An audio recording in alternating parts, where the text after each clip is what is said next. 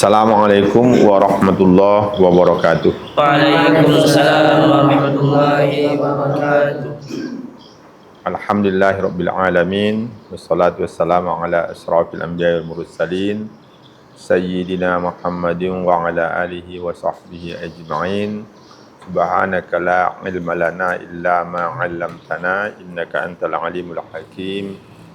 Rabbi syrah li sadri wa yassir li amri wahlul 'uqdatam min lisani yafqahu qawli. Rabbana zidna ilma warzuqna fahma. Anak-anak sekalian, alhamdulillah pada malam ini, malam Kamis, insyaallah kita akan melanjutkan pengajian kita membaca kitab Syarhul Hikam, ya, Syarah Hikam yang ditulis oleh Syekh Asy-Syarqawi, ya. Dan kita masih membaca syarah hikmah yang ketiga, ya. Kemarin sudah kita bicarakan, tapi karena waktu yang memang sangat terbatas tidak selesai, ya. Malam ini kita usahakanlah selesai walaupun nanti tidak tuntas. Namanya ilmu itu tak ada sempurnanya, ya. Jadi kita baca dulu. Kita baca lagi agak laju karena ini mengulang, ya. Bismillahirrahmanirrahim. Sawabiqul himami la takhriqu aswarul aqdar. Keinginan atau cita-cita yang menggebu-gebu tidak dapat menembus tembok-tembok takdir, ya. Hadhil hikmatu kat-ta'lili lima qablaha. Hikmah yang ketiga ini seperti menjelaskan hikmah yang sebelumnya. Wa tasluhu aidan lima ba'dah. Dan juga masih berkaitan erat dengan hikmah yang sesudahnya. Berarti berkaitan erat dengan hikmah yang keempat, ya. Ka'annahu qala, seolah-olah Syekh Ibnu Athaillah As-Sakandari berkata, iradatuka ayyuhal muridu khilafa ma aradahu maulaka la tujdi naf'an. Iradatuka, keinginanmu, ayyuhal murid, wahai murid, khilafa ma aradahu maulaka, yang berbeda dengan apa yang dikehendaki oleh Tuhanmu, oleh junjunganmu yaitu Allah, la tujdi naf'an, tidak akan dapat engkau menghasilkan tidak akan dapat menghasilkan manfaat. La tujdi, iradah tadi, ya, iya itu kembali kepada iradah. Keinginan tadi itu tidak akan menghasilkan manfaat. Li'annahu idza kanat sawabiqul himami ay al-himamus sabiqu al-himamus sawabiqu ay sari'atut ta'siri fil asya'i wa hiya aqwan nafsil lati tanfa'ilu anhal asya'u. Li'annahu, karena bahwasanya idza kanat, apabila ada al-himamus sawabiqu, itu sawabiqul himam ditafsirkannya kan, katanya kan. Apa itu maksudnya? Al-himamus sawabiqu,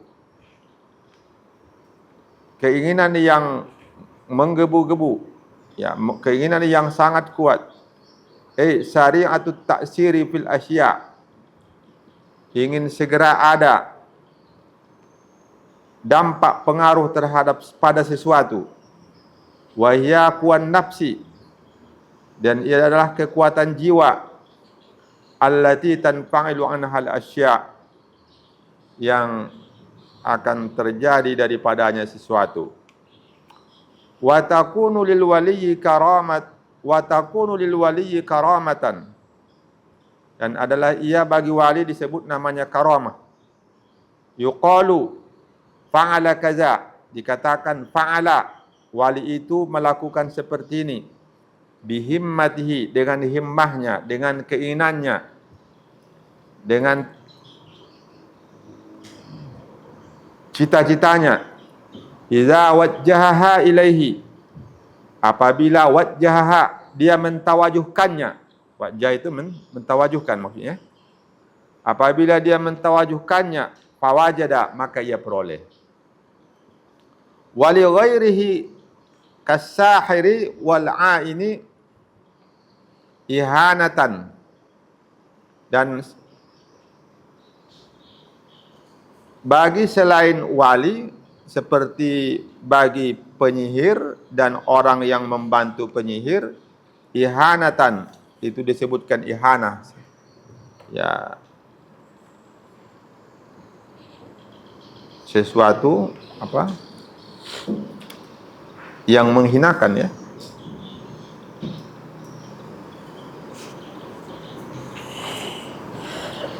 La tanfa'ilu anhal asya'u, tidak akan berlaku, tidak akan terjadi daripadanya sesuatu, illa bi taqdirillahi ta'ala, ay bi iznihi subhanahu wa ta'ala, kecuali dengan izin Allah subhanahu wa ta'ala.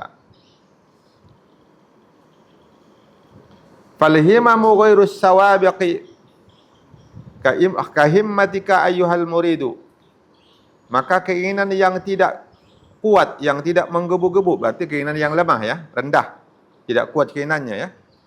Falhimamu ghairus sawabiqi, maka keinginan-keinginan yang tidak kuat, kahimmatika ayyuhal muridu, seperti keinginan wahai murid, la asara laha min babi aula, tidak ada pengaruh, tidak ada pengaruh baginya, bagi sesuatu itu, ya. Min babi aula, itu daripada bab aula. Maksudnya apa? Kalau ada orang yang bersemangat, menggebu-gebu semangatnya, dan bersungguh-sungguh dia, bertungkus lumus dia, mati-matian dia, berdarah-darah dia melakukannya, tanpa seizin Allah, takkan tercapai, takkan terjadi. Tentu engkau yang hanya asal-asalan, tentu kalau logikanya lebih tidak tercapai, kan? Ya kan? Logikanya. Walaupun pada dasarnya sama itu, sama bagi Allah, ya. Kalau memang tidak ada izin dari Allah, mau mati-matian, mau santai-santai, sama-sama tidak dapat itu, tidak terjadi, ya. Kalau tidak ada izin dari Allah. Tapi kalau pakai logika, ya lebih tak tercapai. Orang mati-matian melakukannya juga tidak tercapai tanpa izin Allah. Tentu orang yang asal-asalan juga tidak tercapai tanpa izin Allah. Dan itu lebih pantas tidak tercapai, kan? Pakai logika, ya. Lebih pantas tidak tercapai kalau orangnya itu asal-asalan dibanding orang yang bersungguh-sungguh. Tapi kalau dikaitkan dengan takdir Allah, kalau memang Allah tidak mentakdirkan, sama aja. Pantas, ya? Paham, ya? Sama aja, memang tidak tercapai. Karena segala sesuatu itu bisa tercapai hanya kalau atas seizin Allah. Makanya dikatakannya di atas tadi, sawabiqul himami la takhriqu aswarul aqdar. Keinginan yang menggebu-gebu, keinginan yang sangat kuat tidak dapat menembus tembok-tembok takdir. Kita teruskan dulu, ya, karena kita mau menyelesaikan malam ini, maka kita baca dulu, ya. Fa fi hadza tabaridu naril hirsi al-musta'ilati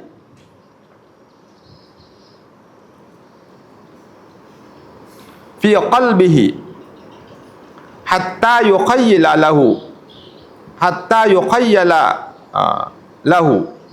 boleh, ya, hatta yukhayyala lahu anna zalika syai'un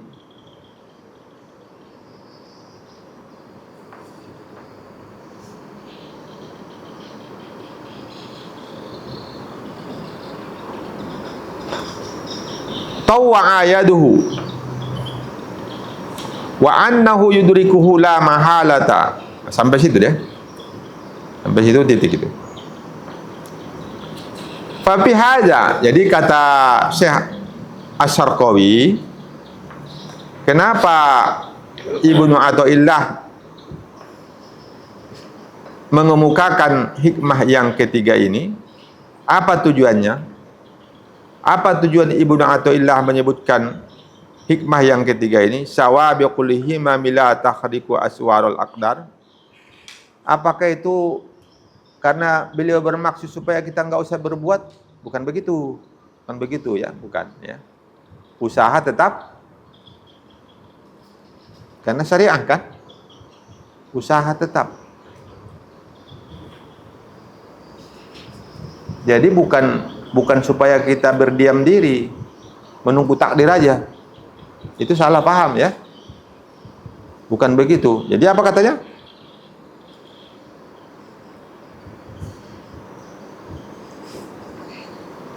Fafi hadza, maka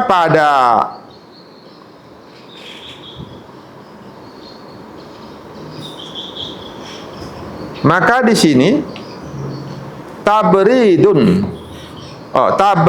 naril hirsil musta'ilati. Tujuannya adalah untuk mendinginkan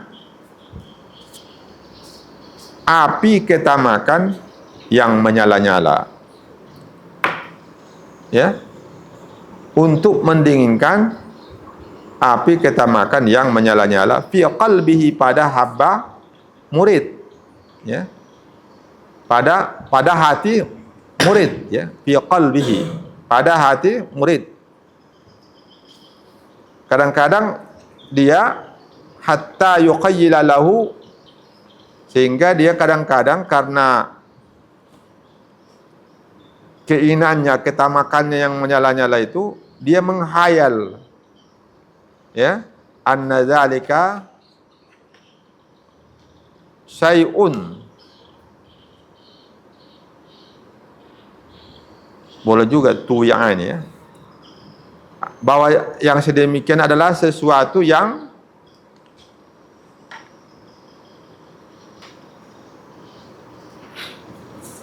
diserahkan, tuya yaduhu, boleh juga segitu, diserahkan kepada kemampuannya. Artinya dia menganggap bahwa segala sesuatu itu dapat ia lakukan. Wa annahu yudrikuhu la mahalata, dan bahwasanya dia bisa memperolehnya, bukan sesuatu yang mustahil. Artinya apa? Orang yang menggebu-gebu itu biasanya dia lupa, ya, dia lupa bahwa ada takdir. Seolah-olah dia merasa bahwa segalanya bisa ia lakukan. Ya. Jadi kalau ada orang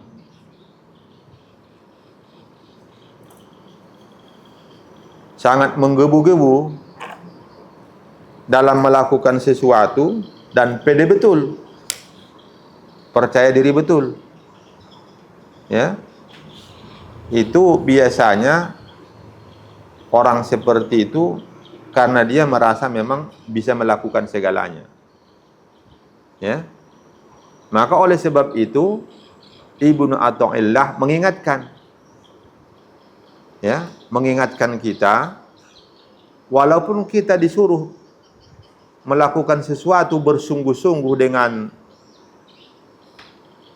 kemampuan kita, tapi jangan lupa bahwa apapun yang kita usahakan tidak akan bisa dicapai tanpa seizin Allah. Itulah dia takdir. Jadi semuanya pada hakikatnya sudah ditakdirkan. Hidup dan mati sudah ditakdirkan. Sehat dan sakit sudah ditakdirkan. Bahagia, celaka sudah ditakdirkan. Semuanya sudah ditakdirkan oleh Allah. Itu hakikatnya. Semuanya sudah ditakdirkan oleh Allah. Sehingga dalam hadis ada dijelaskan itu, bahwa kalau seseorang itu, kalau sudah ditakdirkan dia ahli surga, maka boleh jadi dia lahir dari keluarga yang kafir, atau dia dari keluarga yang muslim, tapi dengan mulai dari dia kecil remaja kelakuannya luar biasa, Ya. Luar biasa. Kalau ditakdirkan apa tadi? Ahli neraka atau ahli surga? Ustaz bilang tadi. Surga. Hah? Surga. Ahli surga ya. Dari lahir dia pokoknya lasak betul. Lasak. Waktu kecil udah lasak betul. Udah dewasa pun pokoknya macam-macam. Semua lakukannya kejahatan itu.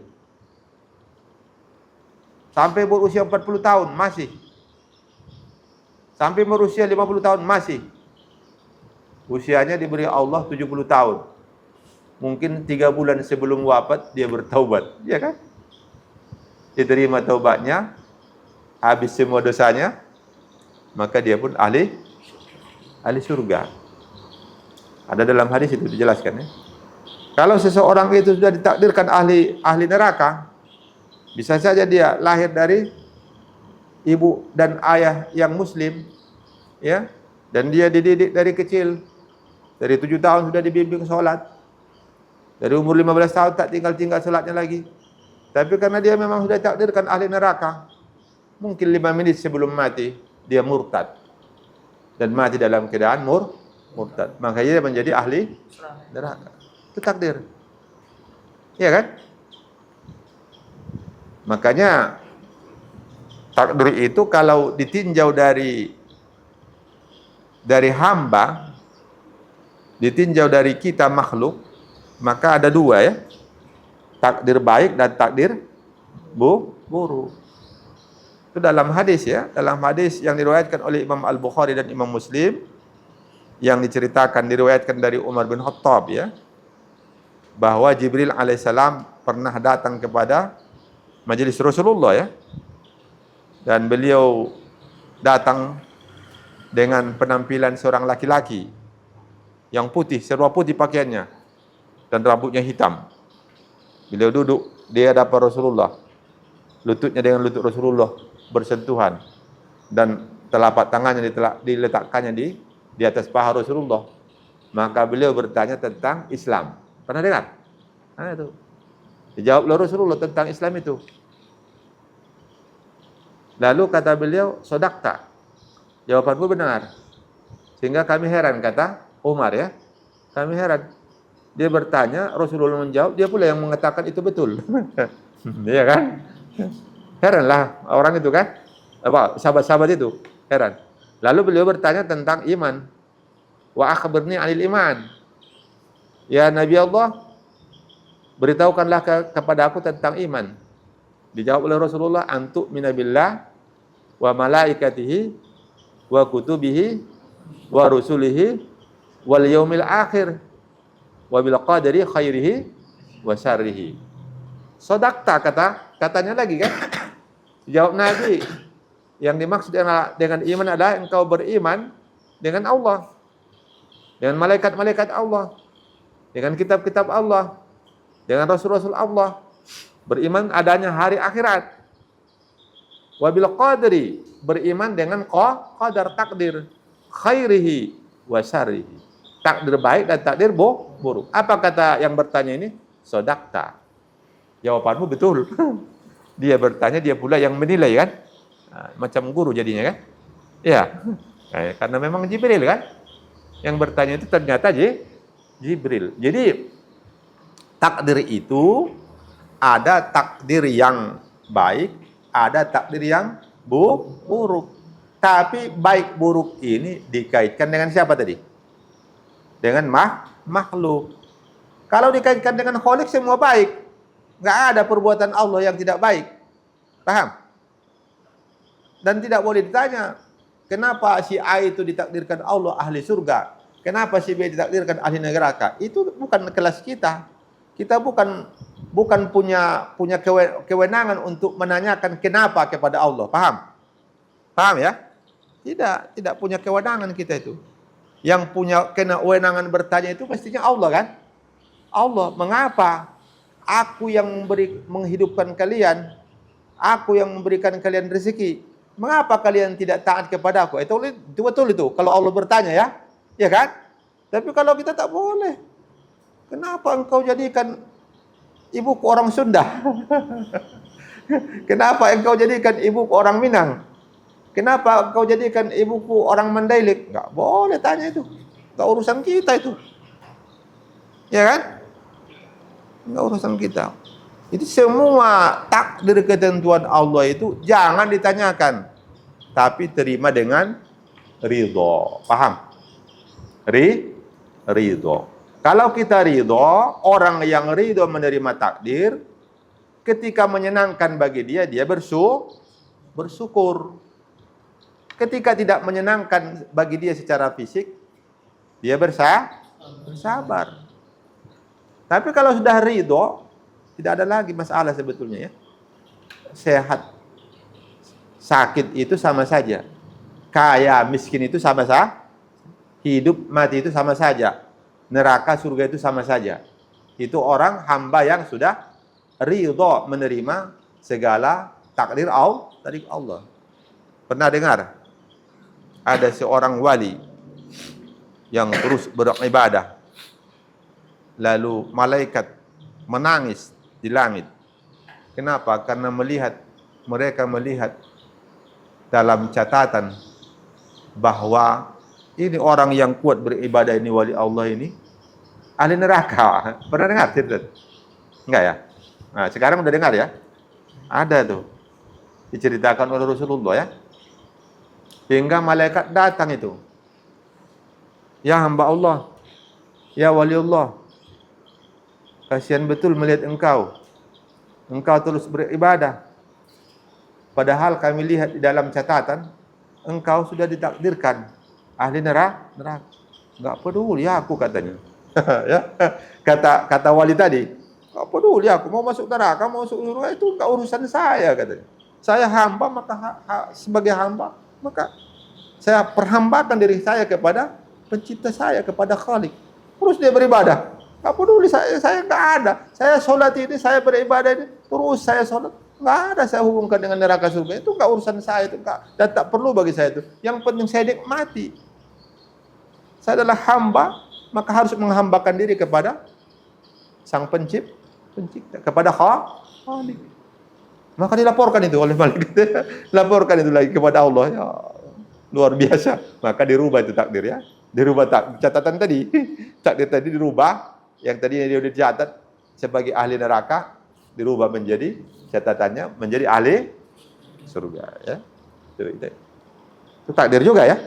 Takdir juga itu. Perubahan itu juga termasuk takdir. Jadi kalau kita lihat ya, kalau kita lihat, kita amati, menurut akal kita, maka akan sering kita keliru dalam menilai ketentuan Allah. Kenapa? Karena memang kita tidak mampu untuk memahaminya. Maka oleh sebab itu, setiap takdir itu bukan untuk kita fikirkan, tapi harus kita terima dengan iman, dengan ridho. Coba di dalam surat Al-Kahfi, masih ingat petualangan Nabi Musa alaihissalam dengan Khidir waliullah? Menurut satu riwayat beliau nabi ya, pada ayat 74 ya. Fantalaqa hatta laqiya gulaman faqatalahu qala aqtalta nafsan zakiyatan bighairi nafs laqad ji'ta syai'an nukra. Kenapa? Waktu itu Nabi Musa memahaminya pakai akal dia. Kalaupun pakai hati, tapi bukan langsung dikaitkan dengan takdir. Dia masih didominasi oleh akalnya. Begitu turun dari kapal, lalu mereka berjalan di pantai, di situ orang ramai sedang bermain-main. Ada seorang gulam itu anak yang belum dewasa ya. Gulam itu anak yang belum dewasa, laki-laki. Tiba-tiba Khidir mukul kepalanya, langsung mati. Ya? Kalau pakai akal, betul apa enggak tuh? Enggak betul. Tapi kalau dikembalikan kepada kehendak Allah, apalagi yang melakukannya ini bukan orang yang jahat, tapi seorang waliullah, yang tadi Allah sudah katakan kepada Nabi Musa alaihissalam bahwa ada hambaku yang lebih alim dari engkau. Berarti lebih alim kan? Iya kan? Khidir itu lebih alim tentang hakikat. Ya, lebih alim. Dipukulnya langsung mati. Langsung protes Nabi Musa kan? Protes yang kedua ya? Ya kan? Protes yang kedua. Tadi protes pertama kok dibocorkan apanya? Kapalnya kan? Udah numpang bocorkan lagi. Ya kan? Awak numpang di kapal orang dibocorkan, kan keterlaluan itu. Ya kan? Yang kedua dipukul, tuk, mati. Ternyata nanti pada ayat 80-an ya. Kenapa dibunuh? Wa ammal gulamu fakana abawahu mu'minaini fa khasina ayyurqahuma tu'yanan wa kufra. Rupanya anak ini sudah diketahui oleh Khidir alaihissalam, kalau dibiarkan ini hidup, dia akan menjadi orang yang kafir. Dan sudah kafir kuat lagi. Udah kuat maksa lagi. Termasuk akan memaksa kedua orang tuanya untuk menjadi tu'yanan wa kufra, orang yang melampaui batas dalam berbuat kesalahan dan menjadi orang kafir. Padahal kedua ibu bapaknya adalah dua orang yang beriman yang soleh. Bahaya ini. Kalau dibiarkan anaknya ini hidup, nanti akan sangat menyusahkan kepada kedua orang tuanya. Mana bagus? Biar hidup atau mati? Mati aja lah. Iya kan? Itu logika kan?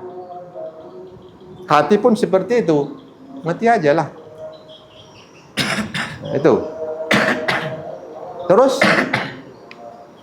maka hakikatnya gimana? Apakah itu kemauan Khidir membunuhnya? Tidak kan? Tidak. Atas perintah siapa? Allah. Perintah Allah. Kalau begitu, kalau Allah yang perintahkan, betul apa salah dia? Betul. Kalau dia tidak lakukan, salah apa betul dia? Halo. Kalau dia tidak lakukan membunuh anak ini, Allah sudah perintahkan bunuh, tak dibunuhnya. Salah apa betul dia? Salah. Kalau begitu, sesuai itu dengan syariat? Sesuai. Ya kan? Sesuai kan? Sesuai. Sesuai dengan syariat. Jadi, takdir itu kita lihat kadang-kadang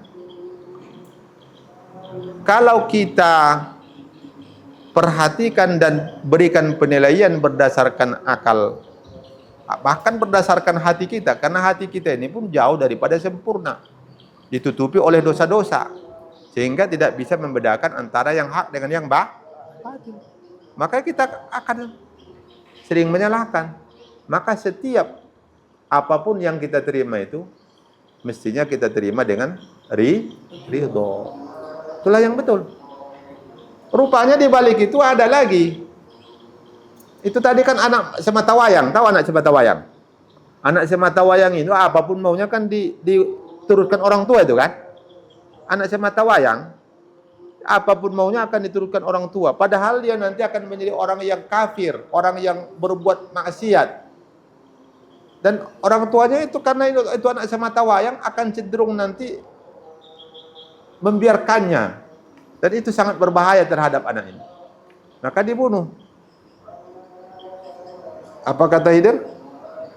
Kami mengharapkan supaya diganti Allah dengan yang baik. Ternyata ibunya itu setelah itu melahirkan lagi. Sampai 12 orang. Ya. 12 orang dia punya anak. Laki-laki semua. Dan semuanya menjadi nabi. Ya. Saudara dari yang dibunuh tadi, Setelah dia meninggal, itu ibunya hamil, lahir, nanti beberapa waktu kemudian hamil lagi, lahir lagi, sampai berapa? 12. Dan 12-nya semua menjadi nabi. Itulah dia apa? Takdir itu Allah takdirkan dibunuh anaknya yang satu, yang pertama, yang sulung, diganti dengan 12. Ya. Jadi tadi ada, kalau pakai kacamata manusia ketika dibunuh tadi, ini kacamata manusia nih, termasuk Nabi Musa tadi kan? Menurut Musa tadi baik atau buruk tuh? Buruk. Kenapa? Karena memakai kacamata pandangan makhluk. Tapi kalau berdasarkan pandangan Khalik, Allah pencipta, baik apa tuh buruk dibunuh? Baik. Kalau nggak baik tidak mungkin disuruh Allah, ya kan? Karena baiklah makanya disuruh Allah. Lalu ada hikmah di belakang itu. Hikmahnya apa tadi? Ayah ibunya tidak terganggu oleh anaknya yang kafir kan? Kemudian diberikan lagi kepadanya penggantinya 12 anak, yang 12-nya menjadi nabi. Jadi yang tadinya dianggap buruk, padahal baik. Kalau begitu, apakah ada yang buruk sebenarnya? Semua yang Allah lakukan, ada yang buruk apa enggak? Tidak ada, ya. Semua yang Allah lakukan itu baik, tapi dalam pandangan Allah, ya, semua baik. Makanya kita itu harus ridho, ya. Jadi orang yang ridho inilah yang berbahagia, ridho terhadap qada dan takdir Allah. Itu doa, ada doa kan? Ada doa itu. Supaya Allah, kita memohon kepada Allah supaya Allah jadikan kita hambanya yang ridho menerima qada dan takdir. Ya. Jadi tadi sudah agak jauh kita membicarakan berbagai contoh tadi ya. Contoh tentang takdir. Rupanya takdir itu kalaupun ada kelihatan buruk, itu adalah pandangan makhluk, sedangkan pandangan Khalik semuanya baik. Karena Allah itu maha sempurna, maka tidak ada perbuatannya yang tidak sempurna, ya. Jadi ini tadi ya, kembali kepada hikmah yang ketiga, sawabiqul himami la tahriku aswaral aqdar, ya. Jadi kalaupun karena kebodohan kita ya, karena kebodohan kita kadang-kadang kita anggap itu takdir yang baik, dan yang ini takdir yang buruk, ya. Yang A takdir yang baik, yang B takdir yang buruk. Itu karena kita melihat dari keperluan kita sesaat, ya kan? Karena kita memandang kepentingan sesaat. Kita tidak tahu hikmah di balik itu. Kalau kita tahu hikmah di balik itu, maka yang buruk itu pun akan kita terima. Karena kita tahu di balik itu ada kebaikan. Paham? Ibarat orang berjalan, mendaki bukit. Tahu bukit? Arif tahu ya? Mendaki bukit. Sampai ke puncak letih. Tapi kalau dari waktu mendaki ini dia sudah terbayang, begitu sampai ke puncak, saya akan ringan nanti, tidak mendaki lagi. Akan apa? Sampai ke puncak, kalau terus berjalan, masih mendaki. Apa lagi? Menurun. Berarti tidak letih lagi kan? Inna ma'al usri yusra. Ya kan? Sesungguhnya, apa? Di balik kesulitan itu ada kemudahan. Di balik kesulitan itu ada kemudahan. Jadi satu kesulitan akan dapat dua kemudahan. Bagaimana itu? Itu tadi orang yang jalan. Begitu sampai ke puncak. Berapa kesulitannya tadi? Satu kan? Ketika mendaki. Ketika dia lihat ke belakang itu menaik atau menurun? Ketika dia lihat ke depan menaik atau menurun? Nah, jadi satu kesulitan, begitu sampai di puncak kesulitan akan nampak dua kemudahan. Paham? Nah, jadi setiap ada satu kesulitan, maka akan ada dua kemudahan. Ya. Paham ya? Paham. Jadi oleh sebab itu, kalau kita sudah paham bahwa di balik kesulitan itu ada dua kemudahan, kalau begitu ketika ada kesulitan kira-kira bersedia atau bergembira? Bersedia atau bergembira? Kalau udah sampai ke situ, apanya? Keyakinannya? Bergembira lah. Pasti habis yang sulit ini akan ada dua kemudahan, ya kan? Akan ada dua kemudahan. Terus ciri-ciri orang yang ridho itu ketika mendapat takdir yang baik, dia apa tadi? Bersyukur. Ketika menerima takdir yang buruk, dia gimana tadi? Bersabar, ya. Itu cara menyikapi ya. Cara menyikapi takdir yang baik, bersyukur. Kalau takdir yang buruk, bersabar. Itu selamat dua-duanya itu. Nggak ada itu, ya. Orang yang kaya, paham? Orang yang kaya bersyukur berarti dia banyak berinfak, berzakat, membantu fakir miskin, membantu janda-janda yang susah. Ya kan? Masuk surga apa enggak tuh? Masuk surga apa enggak? Masuk surga. Orang yang melarat, besok belum tahu lagi apa yang mau dimakan, tapi dia bersabar, masuk surga apa enggak tuh? Masuk surga. Jadi kalau dapat nikmat disyukuri, dapat cobaan bersabar. Itulah cara menyikapi takdir. Paham ya? Paham. Jadi itu saja ya hari ini, dan kita anggap selesai itu. Kita anggap selesai. Kalau yang sedikit lagi itu apa namanya itu kajian balago itu ya. Coba lihat. Kajian nahwu dan balago. Mantik ada juga sedikit. Wal idafatu fi qawlihi sawabiqul himami min idafati sifati ilal mausuf. Ya. Idafat pada perkataannya. Maksudnya yang di matan itu sawabiqul himam. Itu adalah idafat sifat kepada mausuf. Jadi sebetulnya al-himamus sawabiq gitu ya. Dia naat itu sebetulnya, tapi dibuatnya dalam bentuk idafah. Al-himamus sawabiq. Cita-cita, keinginan-keinginan yang menggebu-gebu. Itu apanya aslinya ya. Tapi dibuatnya dalam bentuk mudhofun ilaih ya.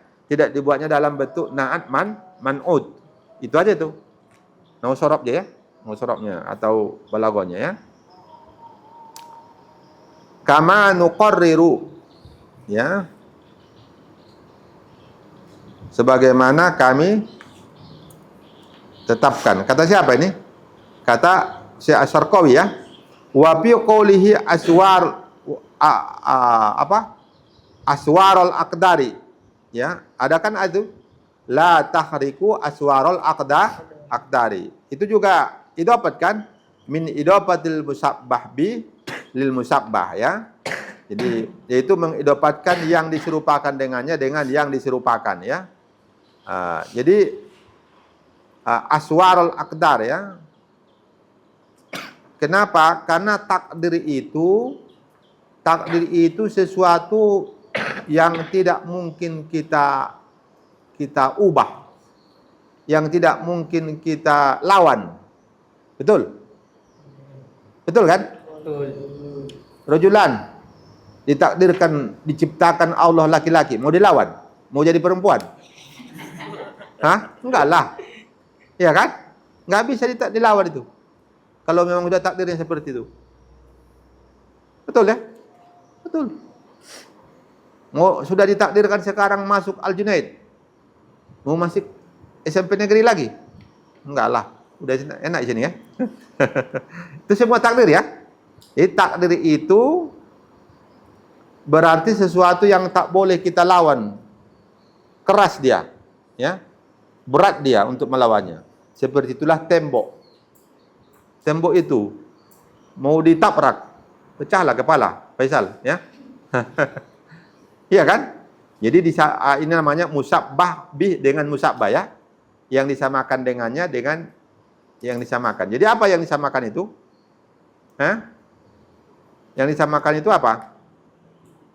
Takdir disamakan dengan tembok tadi kan? Supaya kita paham bahwa tembok itu keras, ya, tidak mudah menembusnya, ya.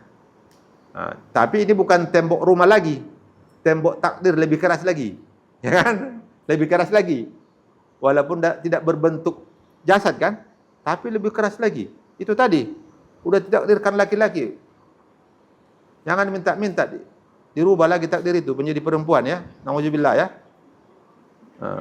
Ya kan? Mana lebih keras itu daripada tembok tadi? Tembok yang sebenarnya itu mana lebih keras? Tembok takdir itu atau tembok dinding itu? Tembok takdir. Kalau dinding itu nggak payah pakai meriam, pakai besi aja bisa roboh itu kan. Tapi kalau tembok takdir itu bisa? Nggak bisa. Itu melawan Tuhan namanya itu. Ya kan? Melawan Allah namanya itu. Nah, itu namanya apa namanya itu tadi? Bahwa aswarul aqdar itu juga idofat, tapi namanya idofatul musabbabi lil musabbah. Paham ya? Baik, sampai situ saja ya, sampai situ saja. Kita tutup dengan doa yang dibacakan oleh Muhammad Haikal Sapitra. Silakan.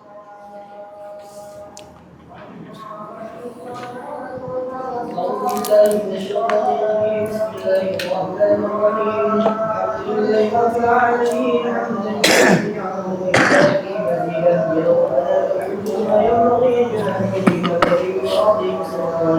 والصلاة والسلام على أشرف الأنبياء والمرسلين سيدنا محمد وعلى آله وصحبه أجمعين. اللهم اغفر لنا ذنوبنا ولوالدينا وارحمهما كما ربيانا صغيرا ولمشايخنا ولمن أحب وأحسن إلينا ولمن أوصانا بالدعاء ولجميع المسلمين والمسلمات والمؤمنين والمؤمنات الأحياء منهم والأموات برحمتك يا أرحم الراحمين. اللهم انفعنا بما علمتنا وعلمنا ما ينفعنا وارزقنا علوما تنفعنا في الدين والدنيا والآخرة. اللهم ارزقنا حفظ المرسلين وفهم الأنبياء والحم الملائكة المقربين بكرمك يا أكرم الأكرمين وبرحمتك يا أرحم الراحمين. ربنا آتنا في الدنيا حسنة وفي الآخرة حسنة وقنا عذاب النار.